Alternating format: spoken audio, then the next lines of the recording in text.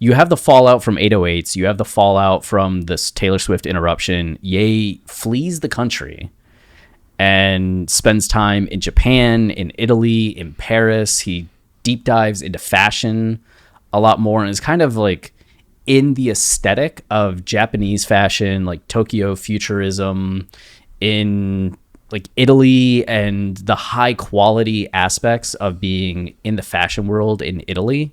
Right. And same thing with Paris. And you just kind of start to get an idea of some of the aesthetic that's infusing him at this time, being in those places, having a chip on his shoulder from the reaction to 808s and the reaction to the VMAs.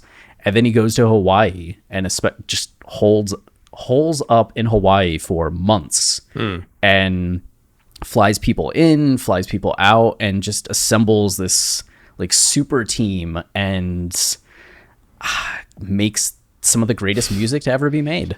I guess that's one thing that actually has seemed to carry over into today, like that practice, like setting up somewhere and just bringing people in and out and kind of like compiling an album. Before that, I mean, not counting something like College Dropout, where he was just kind of like on the go making that album. But from there on forward, like he seemed very conscious about like who would be on the album, like what it would sound like. There'd be like a streamlined, consistent sound throughout.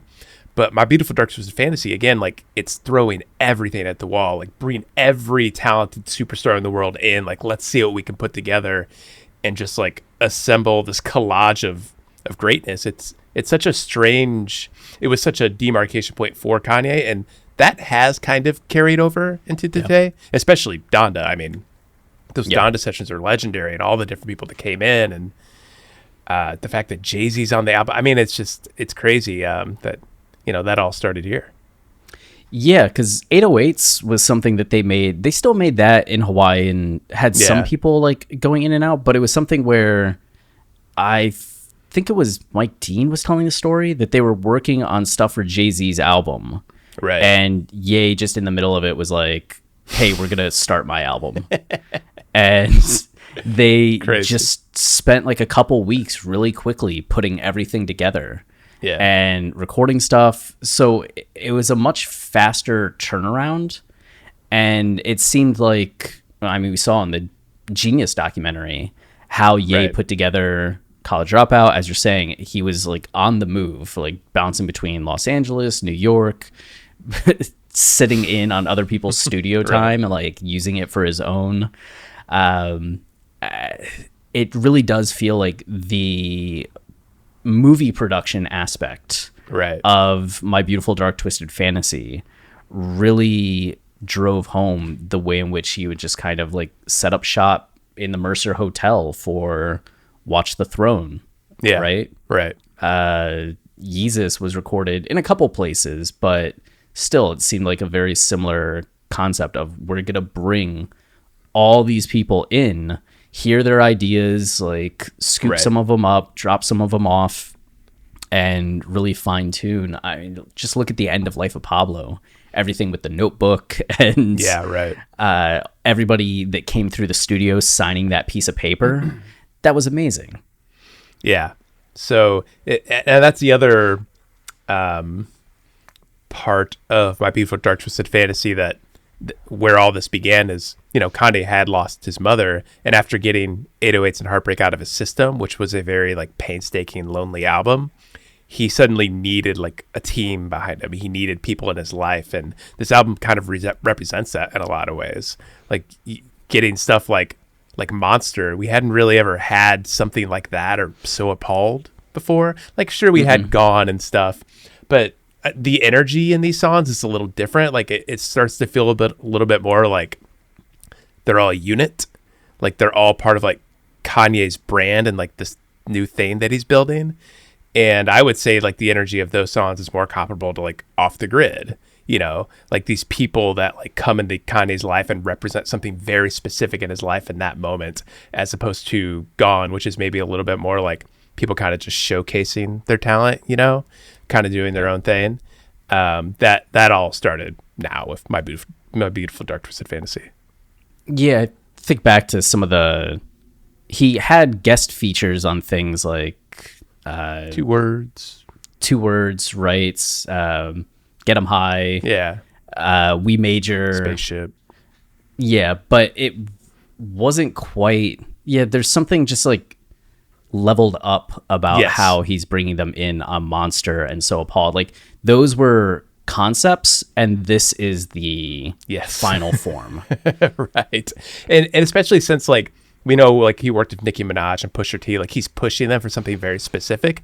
Whereas I don't think he's going up to GLC and like making him like redo his like GLC's in a class above. He's just going to come in and do his thing. Like something kind of there's just some sort of separation that happened there that we continue to see on every Kanye album.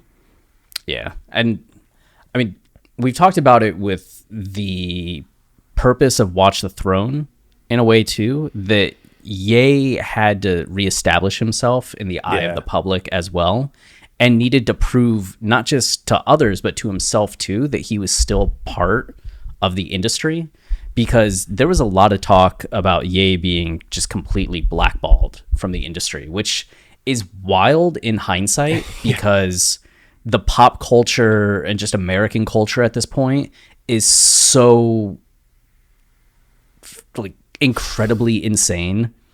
Especially like, I mean, 2022 politics is just night and day between now and 2009. I think about period. that all the time. Jesus. Right. It just media headlines, what gets talked about, how it gets talked about. If Ye interrupted Taylor today, like if today's culture was back then, I feel like he would be even more celebrated than ever before, rather than like Lady Gaga canceling the tour with him, the Fame Kills tour, which how perfect was that title? Yeah. And it's the thing, like everything about this moment just felt like a movie.